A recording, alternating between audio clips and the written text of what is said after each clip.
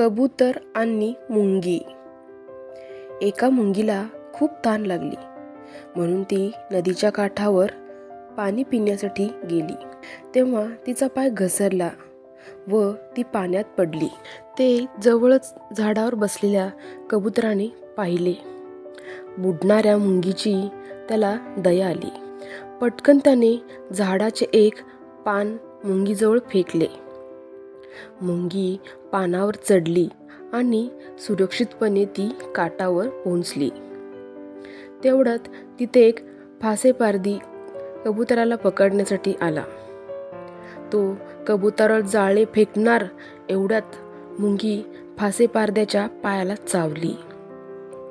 त्यामुळे तो जोरात ओरडला.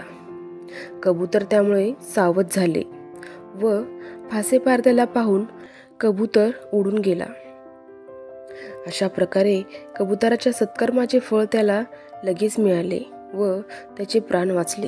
तात्पर्य: संकटकाळी मदत करणारे हेच खरे मित्र असतात.